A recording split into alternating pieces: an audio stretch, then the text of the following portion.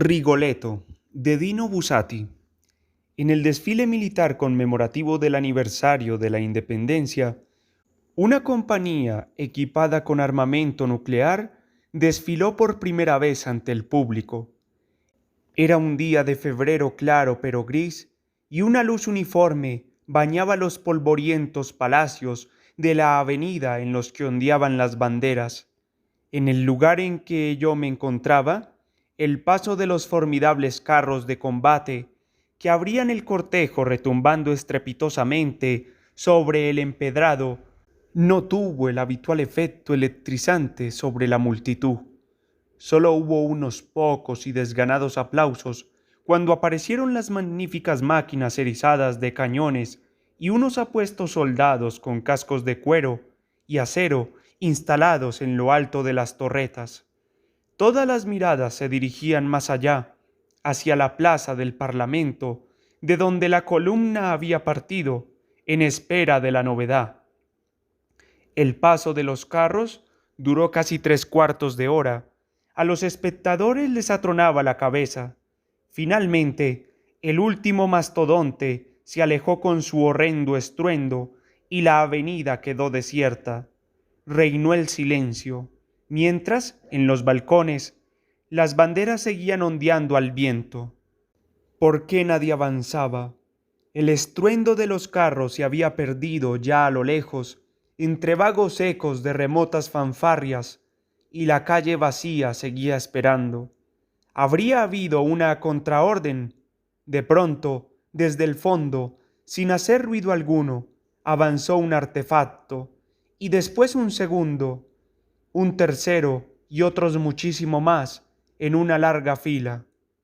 Cada uno de ellos tenía 4 ruedas, pero no eran automóviles propiamente dichos, ni camionetas, ni carros de combate, ni ningún otro vehículo conocido. Eran más que nada extrañas carretas, de aspecto inusitado y en cierto modo ramplonas. Al encontrarme en una de las primeras filas, pude observarlas bien. Para dar una idea aproximada, las había en forma de tubo, de marmita, de cocina de campaña, de ataúd. No eran grandes ni llamaban la atención, ni tampoco tenían ese aspecto compacto que a menudo ennoblece las máquinas más sórdidas. Las cubiertas metálicas que la revestían casi parecían apaños, y recuerdo una especie de puertecita lateral un poco abollada que evidentemente no se podía cerrar y que golpeaba con un ruido de hojalata. Eran de color amarillento y tenían extraños dibujos verdes que parecían helechos, para el camuflaje sin duda. Los hombres, de dos en dos, estaban en su mayoría hundidos en la parte posterior de los vehículos y sólo emergía su busto.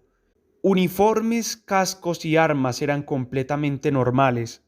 Fusiles automáticos de modelo reglamentario que los soldados llevaban evidentemente solo con un fin decorativo, del mismo modo que pocos años antes todavía se veían caballeros armados con sable y lanza. Hubo dos cosas que causaron enseguida una gran impresión a la muchedumbre: el absoluto silencio con el que avanzaban aquellos ingenios, movidos posiblemente por una energía desconocida, y sobre todo el aspecto físico de los militares que iban a bordo. No eran vigorosos y jóvenes deportistas como los que iban en los carros, ni estaban bronceados por el sol, ni sonreían con una arrogancia ingenua, ni tampoco parecían confinados en una hermética rigidez militar. La mayoría eran delgados, los típicos estudiantes de filosofía, con las frentes anchas y las narices grandes, todos con cascos de telegrafista y muchos de ellos con gafas. Y a juzgar por su actitud, parecían ignorar que eran soldados. Sus rostros denotaban una preocupación resignada. Los que no estaban atentos a las maniobras de los vehículos miraban a su alrededor con expresión incierta y apática. Los únicos que respondían de algún modo a lo que se esperaba de ellos eran los conductores de ciertos furgones planos. Llevaban la cabeza rodeada de una especie de pantalla transparente en forma de copa abierta por arriba, que les daba un desconcertante aspecto de mascarón.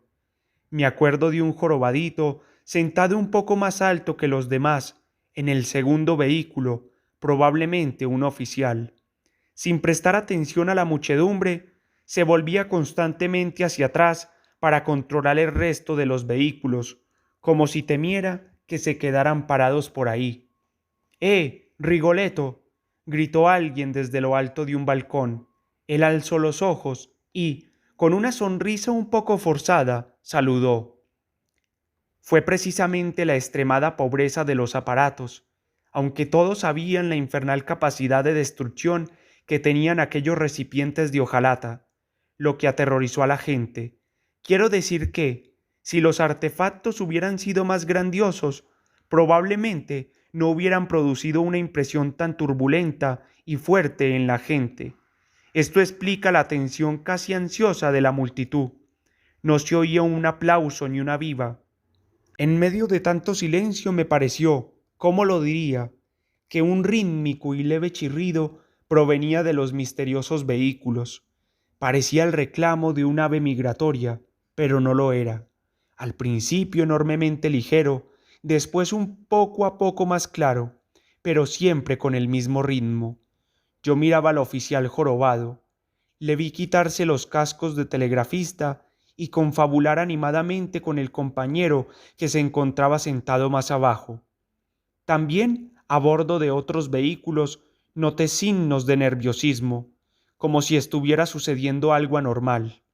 Entonces fue cuando 6 o 7 perros de las casas de los alrededores comenzaron a ladrar a la vez. Como los balcones se encontraban abarrotados de espectadores y casi todas las ventanas estaban abiertas de par en par, los reclamos de los animales resonaron largamente en la calle. ¿Qué les ocurría a esos bichos? ¿A quién pedían ayuda con tanta furia? El jorobadito hizo un gesto de impaciencia. En ese momento pude verlo con el rabillo del ojo. Un objeto oscuro se deslizó detrás de mí. Volviéndome, me dio tiempo a distinguir 3 o 4 ratones que, saliendo por el tragaluz de un sótano situado a ras del suelo, huían a toda velocidad. A mi lado, un señor mayor levantó un brazo y señaló con el dedo índice hacia el cielo. Y entonces vimos que por encima de los vehículos nucleares, en medio de la calle, se erguían perpendicularmente extrañas columnas de polvo rojizo, parecidas a las trombas de aire de los tornados, pero inmóviles, no rotatorias. En cuestión de pocos segundos asumieron una forma geométrica, adquiriendo mayor consistencia. Es fácil describirlas. Imaginen el humo contenido en una alta chimenea de fábrica, pero sin la chimenea. Ahora las inquietantes torres de espeso polvillo se alzaban como fantasmas una treintena de metros, sobrepasando los tejados de los edificios, y de una cima a otra vimos otros tantos puentes de la misma materia nebulosa de color hollín. Se formó así por encima del desfile un bastidor de inmensas y rígidas sombras que se prolongaba en la lejanía, mientras los perros encerrados en las casas seguían ladrando. ¿Qué sucedía? El desfile se detuvo y el jorobadito, apeándose del automóvil, recorrió a toda prisa la columna, gritando complicadas órdenes en un idioma que parecía extranjero. Los militares comenzaron a afanarse alrededor de sus aparatos, sin poder disimular su ansiedad. Ahora los minaretes de niebla y polvillo, evidentes emanaciones de los carros nucleares, se cernían altísimos sobre la muchedumbre, con unas líneas tan duras como siniestras. Otro grupo de ratas subió por el tragaluz dándose a la fuga, porque esos pináculos de mal agüero no se movían al viento como las banderas. Aunque inquieta, la multitud aún guardaba silencio. Delante de mí, en el tercer piso, se abrió bruscamente una ventana y apareció una joven muy despeinada. Durante un instante estuvo observando estática los picos de inexplicable niebla y los aéreos puentes que los conectaban. Después se llevó las manos a la cabeza Con un gesto de espanto y un grito desolado escapó de su garganta. ¡Virgen Santísima! ¡Oh, Virgen Santísima! ¡Qué voz! Yo reculé tratando de dominarme. Eché una última ojeada y vi a los militares agitándose febrilmente en torno a los artefactos, como si ya no consiguieran dominarlos. Más tarde comprendí que, aunque pálidos y malcarados, ellos también eran auténticos soldados.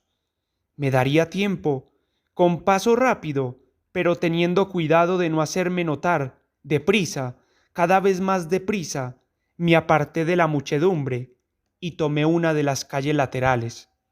Detrás de mí oía el fragor de la multitud, finalmente horrorizada, presa del pánico. Tras recorrer cerca de 300 metros, tuve la fuerza de ánimo de volverme a mirar. Las torres de sombra rojiza, en un supremo esfuerzo, se balanceaban, retorciéndose lentamente los puentes que las unían.